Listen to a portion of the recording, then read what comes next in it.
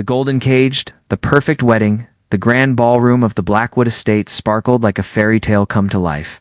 Crystal chandeliers cast dancing shadows across marble floors, while hundreds of white roses filled the air with their sweet perfume. Isabella Romano, now Isabella Blackwood, moved through the reception like a dream, her silk wedding gown trailing behind her in elegant waves. She had married Jonathan Blackwood, one of the most powerful men in the country. 32 he controlled. A business empire worth billions, with his sharp blue eyes and commanding presence, making him the catch of the decade.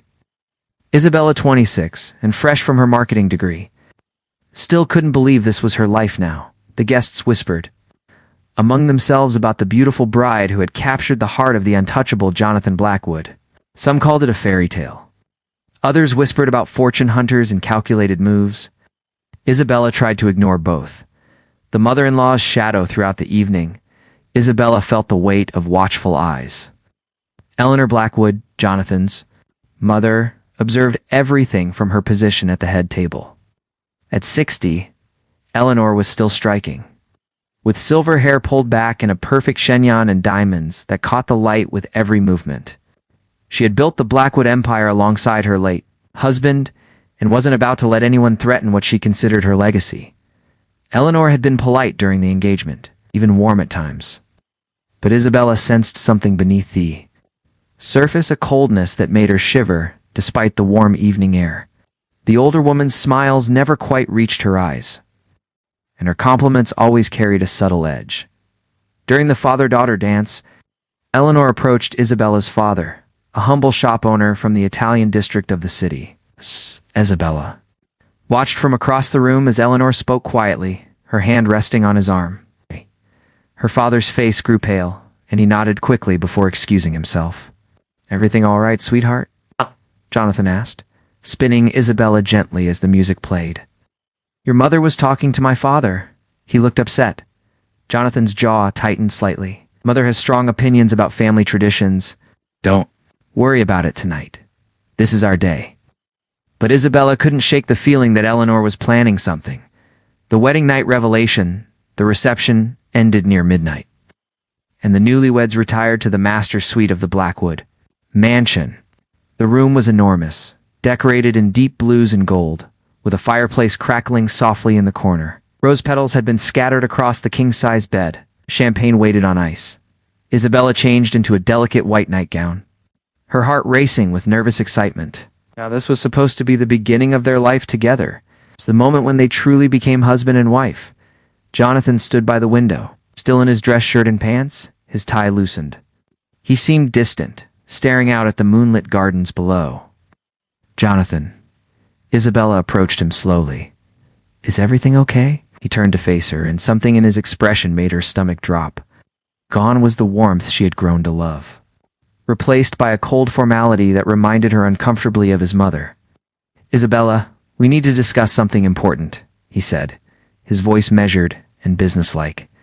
She felt a chill run down her spine. "On our wedding night? Can't it wait? Until tomorrow?" "No, it cannot."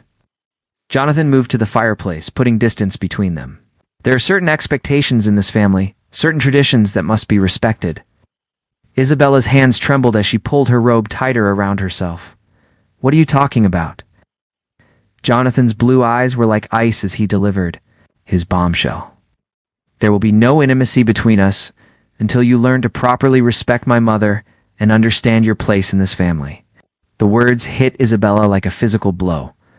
She stared at him, certain she had misheard. "What did you just say? You heard me correctly?"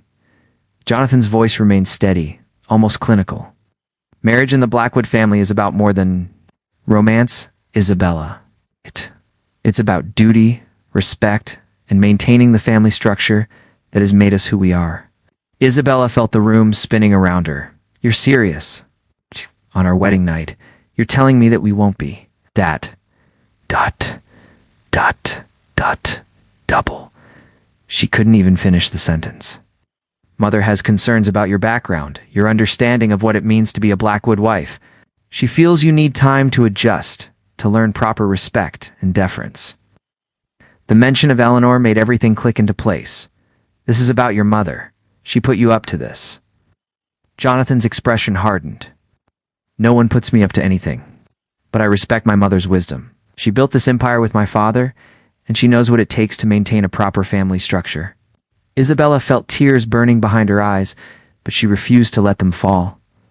"So what exactly does your mother expect from me?" "Complete deference to her wishes. She is the matriarch of this family, and every decision regarding household management, social obligations, and family matters goes through her. You will seek her approval before making any plans, and you will accept her guidance in all things. And if I do this, if I become her puppet, then what? Then we can discuss having a proper marriage." Isabella stared at the man she had pledged to love and honor just hours earlier. "You're holding our marriage hostage to force me to submit to your mother.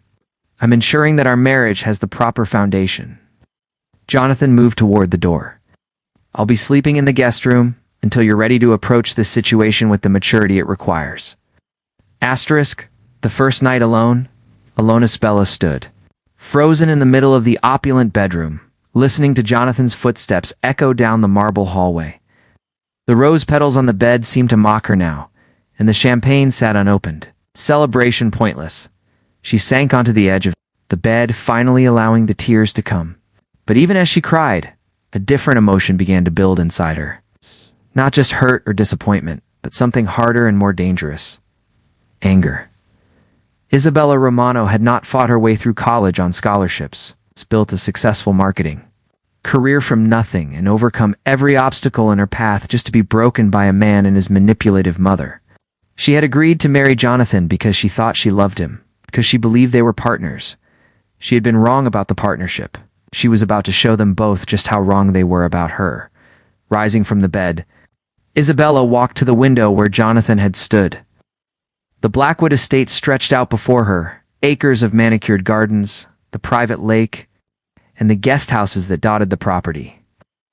All of it spoke of power and wealth accumulated.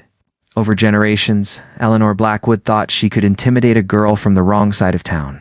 She thought Isabella would crumble under pressure and accept whatever scraps of affection they chose to throw her way. Asterisk. She had no idea who she was dealing with. Isabella wiped her tears and walked to the ornate desk in the corner of the room.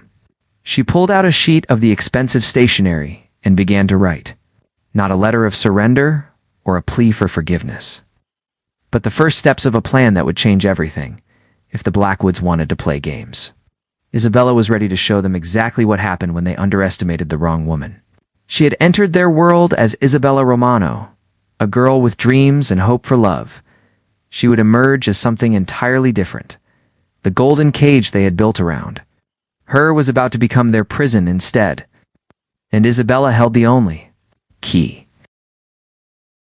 Breaking point. 3 months of Cold War. The Blackwood mansion had become a battlefield disguised as a palace. 3 months had passed since that devastating wedding night, and Isabella had learned to navigate the treacherous waters of her new life. With careful precision, every morning she woke alone in the master bedroom while Jonathan continued his exile to the guest wing. A daily reminder of the impossible conditions placed on their marriage, Eleanor Blackwood had wasted no time establishing her dominance. She controlled every aspect of Isabella's daily routine, from the clothes she wore to the charity events she attended. Morning meetings in Eleanor's private sitting room had become mandatory, where the older woman would outline Isabella's schedule and expectations with military precision. "The Pemberton charity luncheon is next week," Eleanor announced during one such meeting, her voice crisp as she reviewed her leather-bound planner. "You'll wear the navy Chanel suit, and you'll speak only when spoken to. These women have been part of our social circle for decades, and they don't need to hear opinions from someone still learning her place." Isabella nodded politely, her hands folded in her lap. She had perfected this pose of submission over the past months, letting Eleanor believe she was winning their war of wills. But behind her calm exterior, Isabella was taking careful notes of every slight, every humiliation, every weakness in the Blackwood armor. She had discovered that Eleanor's power, while vast, was not absolute. The older woman ruled through fear and manipulation, but she had blind spots. Her greatest weakness was her absolute certainty that she was untouchable. The sisters. Visit Isabella's lifeline came in the form of her younger sister, Victoria, who arrived for a weekend visit with fire in her dark eyes and questions on her lips. At 24, Victoria was everything Isabella used to be: bold, outspoken, and unwilling to bow to anyone's expectations. "This is insane, Bella," Victoria whispered as they walked through the rose gardens, far from the mansion's many listening ears. "You look like a ghost of yourself. What happened to the sister who told off our landlord when he tried to raise the rent illegally?" Isabella glanced back at the mansion, where she could see Eleanor watching them from her window. "I'm playing a long game, Vic. Trust me. A long game. You've been married 3 months and your husband won't even touch you. This isn't marriage, it's imprisonment." Isabella stopped walking and turned to face her sister. For the first time in months, Victoria saw a flash of the old fire in Isabella's eyes. "Do you think I'm just going to accept this? You think I'm going to let them break me? Then why are you playing their sick games?" "Because I'm learning everything I can about them. Their weaknesses, their secrets, their pressure points." Isabella's voice was barely above a whisper, but it carried a steel that made Victoria straighten. "Eleanor thinks she's won because I'm not fighting back the way she expected. She thinks I'm weak because I'm not screaming and throwing tantrums." Victoria studied her sister's face, seeing something new there, something calculating and dangerous. "What are you planning?" "To give them exactly what they deserve? But first, I need you to do something for me." The investigation begins. Victoria's job as a freelance investigative journalist had given her skills that most people overlooked. While Eleanor saw only a young woman with wild curls and paint-stained clothes, Isabella saw someone who could dig up information that others couldn't access. "I need everything you can find on Eleanor Blackwood's business dealings," Isabella explained as they sat in the mansion's library, speaking in hushed tones. "Financial records, board positions, anything that might show where her real power comes from." "And what about Jonathan?" Isabella's expression hardened. "He made his choice. He chose his mother over his wife, and now he gets to live with the consequences of that choice." Victoria spent the weekend observing the dynamics of the Blackwood household. She watched Jonathan move through the mansion like a stranger in his own home, avoiding both Isabella and his mother whenever possible. She saw how Eleanor's staff jumped at her every command, their faces masks of professional calm, hiding obvious fear. Most telling was the way Jonathan looked at Isabella when he thought no one was watching. Victoria caught glimpses of regret, longing, and something that looked almost like panic in his blue eyes. He was a man who was beginning to realize he had made a terrible mistake, but didn't know how to fix it.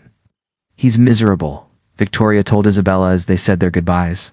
"Whatever hold his mother has on him, it's destroying him too." "Good," Isabella replied coldly. "Let him be miserable. You choose cruelty over love. Misery is what you deserve." The first strike 2 weeks after Victoria's visit, Isabella received a call that changed everything. Her sister had found something, and it was bigger than either of them had expected. They met at a small cafe in the city, far from the Blackwood sphere of influence. Victoria slid a thick manila envelope across the table, her eyes bright with excitement and anger. "Eleanor Blackwood has been stealing from the company," Victoria announced without preamble. "Not directly, but through a shell company she set up 3 years ago. She's been diverting funds meant for the employee pension plan into her personal accounts." Isabella's hands trembled as she opened the envelope and saw bank statements, incorporation, documents, and financial records that painted a clear picture of embezzlement. How much? $12 million over 3 years? And here's the beautiful part. Jonathan has no idea. She's been forging his signature on the authorization documents. Isabella stared at the papers, feeling a surge of power unlike anything she had experienced in months. Eleanor Blackwood, the untouchable matriarch who controlled everyone around her through fear and manipulation, was a common thief. "This could destroy her," Isabella whispered. "This could destroy the entire family," Victoria corrected. "If this gets out, the scandal will ruin Blackwood Industries. Stock prices will crash, investors will flee, and Jonathan's reputation will be finished." Isabella looked up at her sister, her mind racing with possibilities, lest someone steps in to clean up the mess. Someone who could position themselves as the voice of reason, the person who saved the company from scandal. Victoria's eyes widened as she understood. "You're not going to use this to leave him. You're going to use it to take control." Eleanor wants to play power games. Let's see how she handles losing. The transformation that night, Isabella stood in front of her bedroom mirror and barely recognized the woman staring back at her. 3 months of Eleanor's control had turned her into a pale shadow of herself, but holding Victoria's evidence had awakened. Something that had been sleeping too long. She opened her closet and pushed past the conservative suits and modest dresses that Eleanor had selected for her. The back, wrapped in protective covering, hung the clothes she had brought from her old life. Bold colors, sharp cuts, pieces that spoke of confidence and power. Isabella selected a red dress that hugged her curves and made her dark hair shine like midnight. She applied makeup with a steady hand, emphasizing her eyes and adding color to lips that had been pale too long. Ow. When she was finished, she looked like herself again. The woman in the mirror was not someone who could be controlled or intimidated. She was someone who fought back. Isabella walked down the marble staircase with her heels clicking like a countdown. She found Jonathan in his study, hunched over financial reports with a glass of whiskey at his elbow. He looked up when she entered, and his eyes widened at the transformation. Asterisk, Isabella? His voice was hoarse, uncertain. You look ... double quotes like myself again. She moved into the room with predatory grace, noting how his eyes followed her every movement. We need to talk, Jonathan, about our marriage, about your mother, and about what happens next. Jonathan set down his glass with shaking hands. For the first time since their wedding night, he was seeing his wife clearly. Not the subdued, compliant woman his mother had tried to create, but the fierce, intelligent woman he had fallen in love with, and she looked absolutely terrifying. Isabella, I know things have been difficult. Her laugh was sharp as broken glass. Your mother has spent 3 months trying to break me, and you've let her do it. You chose her over me every single day. It's not that simple. Mother has concerns. Your mother is a thief. The words hung in the air like a sword about to fall. Jonathan went very still, his face draining of color. What did you say? Isabella pulled the envelope from behind her back and dropped it on his desk. $12 million, Jonathan. Stolen from your own company, from your employees' pension fund. Your mother has been embezzling money for 3 years. Jonathan's hand shook as he opened the envelope and began reading. With each page, his face grew paler, his breathing more labored. When he finally looked up, his eyes were those of a man whose world had just collapsed. This can't be real. Oh, it's real. The question is, what are you going to do about it? Jonathan stared at the evidence of his mother's betrayal, and Isabella could see the exact moment when everything changed for him. The mother he had idolized, the woman whose approval he had sacrificed his marriage to obtain, was a criminal who had been using him as her unwitting accomplice. She destroyed us, he whispered. She destroyed our marriage for this. Isabella leaned against his desk, close enough that he could smell her perfume, feel the heat of her body. She didn't destroy our marriage, Jonathan. You did that when you chose her over me. But here's what's going to happen now. She moved around the desk until she was standing directly in front of him, forcing him to look up at her. The power dynamic had shifted completely, and they both knew it. You're going to fix this. You're going to handle your mother, clean up this mess, and then you're going to spend the rest of your life proving to me that I made the right choice in not walking away. Jonathan reached for her hand, his eyes desperate. Isabella, please. I know I made mistakes. She pulled away from his touch. Mistakes? You humiliated me on our wedding night. You chose your mother's twisted games over our marriage. You let her try to break me for 3 months. I was wrong. I see that now. Please, tell me how to fix this. Isabella smiled, and it was not a gentle expression. You don't get to fix this. Jonathan, I'm going to fix it. And when I do, this family is going to run the way I want it to run. She turned toward the door, then paused and looked back at him. Oh, and Jonathan, your exile from our bedroom is over. Not because you've earned your way back, but because I've decided I want you there. On my terms. When I say how I say, Jonathan stared after her as she left, his world completely turned upside down. The quiet, submissive woman his mother had been molding was gone, replaced by someone far more dangerous than Eleanor had ever imagined. Isabella Blackwood was done being the victim in this story. Now she was ready to become the villain they had created, and she was going to be magnificent at it. Asterisk. The Reckoning. The final gambit 1 week after confronting Jonathan with the evidence of his mother's crimes. Isabella set her plan into motion. She had spent sleepless nights strategizing, calculating every possible outcome. preparing for the war that would determine not just her future, but the fate of the entire Blackwood Empire. The morning sun streamed through the windows of the master bedroom as Isabella prepared for battle. She selected a charcoal gray power suit that accentuated her figure while projecting absolute authority. Her dark hair was pulled back in a severe chignon that would have made Eleanor proud if Eleanor had known what storm was coming. Jonathan sat on the edge of the bed, watching his wife transform into someone he barely recognized. The past week had been a revelation for him. Isabella had returned to their bedroom as promised, but on her terms entirely. She was passionate, demanding, and completely in control. For the first time in his life, Jonathan understood what it meant to be truly desired by someone who chose to want him rather than someone who needed his approval. "You ready for this?" Isabella asked, applying her lipstick with surgical precision. Jonathan nodded, though his hands trembled slightly. "Mother will be expecting our usual morning meeting. She has no idea what's coming." "Good." Fear is most effective when it's unexpected. Isabella had orchestrated this moment carefully. She had arranged for Thomas Whitfield, the family's longtime lawyer and one of the few people Eleanor respected, to be present. She had also ensured that Victoria would be recording everything from a hidden position, insurance against any attempts to bury the truth. The confrontation Eleanor Blackwood sat in her private sitting room like a queen holding court, surrounded by the antique furniture and family portraits that represented generations of power. She was reviewing seating charts for an upcoming gala when Isabella and Jonathan entered, followed by Thomas Whitfield.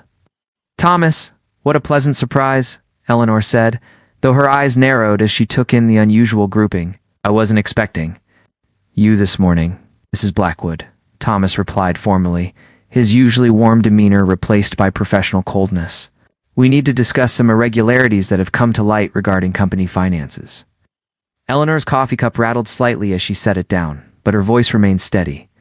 "I'm sure any irregularities can be easily explained. Perhaps we should schedule a proper meeting." "No," Isabella interrupted, her voice cutting through Eleanor's attempt to control the situation. "We're having this conversation now." Eleanor turned her icy gaze on Isabella, and for a moment the air crackled with tension. "I don't recall asking for your input, dear." Perhaps you should listen," Isabella said, moving to stand directly in front of Eleanor's chair. "Because what happens in the next few minutes will determine whether you spend your golden years in comfort or in a federal prison." The color drained from Eleanor's face, but she maintained her composure. I don't know what you think you've discovered. But Jonathan stepped forward, his voice hollow with pain and betrayal. $12 million, Mother. Stolen from our employees' pension fund. 3 years of embezzlement using forged documents with my signature. Eleanor went very still. Isabella watched as the older woman's mind raced, calculating damage, looking for escape routes, searching for a way to maintain control, but there was none. "You have no proof," Eleanor said finally, though her voice lacked its usual authority. Thomas opened his briefcase and removed a thick stack of documents. "Bank records, incorporation documents for your shell company, transaction histories, and handwriting analysis confirming that you forged Jonathan's signature on multiple authorization forms. We have everything, Mrs. Blackwood." It's a Queenful's Eleanor Blackwood. It's a woman who had ruled her family and social circle through fear and manipulation for decades, seemed to shrink before their eyes. Her perfectly coiffed hair and elegant posture couldn't hide the fact that her empire was crumbling around her. "Jonathan," she said, turning to her son with desperate eyes, "you have to understand, everything I did was to protect this family, to preserve what your father and I built by stealing from the people who work for us." Jonathan's voice broke with emotion. "By destroying my marriage? By turning me into someone I don't recognize?" Eleanor looked around the room, seeing no allies, no escape. Her gaze finally settled on Isabella, and for the first time there was something like respect in her eyes. "This was you," she said quietly. "You orchestrated all of this?" Isabella smiled, and it was the expression of a predator who had finally cornered her prey. "You tried to break me, Eleanor? You thought I was weak because I came from nothing? You thought you could control me, mold me into your perfect little puppet?" She leaned down until she was at eye level with the older woman. "But you forgot something important. People who come from nothing know how to fight for everything, and I fight to win." Eleanor's composure finally cracked. What do you want? The new order Isabella straightened, her victory complete but her expression remaining cold. I want you gone. From this house, from the company, from our lives. You'll resign from all board positions immediately and transfer your shares to Jonathan. And if I refuse, Thomas cleared his throat. Then Mrs. Blackwood faces federal charges for embezzlement, fraud, and forgery. The evidence is overwhelming, and the prosecution would likely seek the maximum sentence given the amount involved and the immense breach of fiduciary duty. Eleanor looked at her son one last time, perhaps hoping to see some remnant of the boy who had once worshipped her. But Jonathan's eyes held only disappointment and disgust. How long do I have? Eleanor asked, her voice barely above a whisper. Ours, Isabella replied. Pack your things and leave. Thomas will handle the legal paperwork for your resignation and share transfer. In exchange, we won't press charges. And you'll receive a modest monthly allowance that will allow you to live comfortably, though not luxuriously. Eleanor stood on shaking legs, the weight of her defeat evident in every movement. As she reached the door, she turned back one final time. You think you've won? She said to Isabella. But power like this comes with a price. Someday, someone will come for you the same way you came for me. Isabella's smile was razor sharp. Let them try. I'll be ready. The aftermath the next 24. Hours passed in a blur of activity. Eleanor packed her belongings with the help of the household staff, who watched in stunned silence as their longtime ruler fell from grace. Word spread quickly through their social circle. Though the official story was that Eleanor had decided to retire and travel, Isabella stood at the window of Eleanor's former sitting room, watching as the older woman's car disappeared down the long driveway. She felt Jonathan's presence behind her before he spoke. It's over, he said quietly. No, Isabella replied, turning to face him. Now it begins. Jonathan looked uncertain, perhaps realizing that he had traded one powerful woman's control for another's. Isabella, about our marriage will be whatever I decide it will be, she said, moving closer to him. You gave up the right to make demands when you chose your mother over me, but I'm not your mother, Jonathan. I don't want to control you out of spite or fear. She reached up and straightened his tie, her touch gentle but firm. Got you to. Choose me every day. Not because you're afraid of what I'll do if you don't, but because you want to be the man worthy of the woman I've become. Jonathan's eyes filled with something that looked like hope. And if I can't be that man, Isabella's smile was softer now, though, no less powerful. Then you'll have bigger problems than an angry wife to worry about. Because the woman you married isn't going anywhere and she doesn't accept failure. The new dynasty 6 months later, Isabella stood before the board of directors of Blackwood Industries, presenting her vision for the company's future. She had used her marketing expertise and natural charisma to transform not just the company's image, but its very soul. The embezzled funds had been restored to the pension plan with interest. New policies ensured transparency and accountability. At every level, employee satisfaction had reached record highs as Isabella implemented programs that valued workers as people, not just resources. The Blackwood name will no longer be associated with old money arrogance, she told the board, her voice carrying the authority of someone born to lead. It will represent innovation, integrity, and the kind of power that lifts others up, rather than holding them down. Jonathan watched from the back of the room, pride evident in his every feature. He had found his way back to the man Isabella had fallen in love with, but more importantly, he had discovered who he could become with the right partner by his side. As the meeting concluded, and board members approached Isabella with congratulations and new proposals, Jonathan reflected on the journey that had brought them here. His mother had tried to create a submissive wife who would preserve the old ways. Instead, she had forged a warrior who would revolutionize everything the Blackwood name represented. That evening, as they sat together in their bedroom truly, together for the first time since their wedding night, Jonathan took Isabella's hand. Do you ever wonder what would have happened if I hadn't been such a coward that first night? He asked. Isabella considered the question seriously. If you had chosen me from the beginning, we would have had a beautiful marriage. But we never would have discovered how strong we could be together. Your mother's cruelty forced me to become someone I didn't know I could be. She turned to face him fully, her eyes bright with the fire that had carried her through the darkest months of their marriage. I'm not grateful for the pain, Jonathan, but I'm grateful for the power it gave me. And I'm grateful that you finally became brave enough to deserve it. Jonathan pulled her closer, understanding that he held in his arms not just his wife, but a force of nature that would reshape their world. Isabella Blackwood had been forged in the fire of betrayal and cruelty. But she had emerged as something magnificent and terrible and absolutely unstoppable. The little girl from the wrong side of town had become the queen of an empire. And she would rule with the wisdom of someone who remembered what it felt like to have nothing, and the strength of someone who had fought for everything in the end. Eleanor Blackwood had gotten exactly what she deserved, the successor who was everything she had feared and nothing she could control. And Isabella had gotten something even better than revenge. She had gotten justice, power, and a love that had been tested by fire and emerged stronger than steel.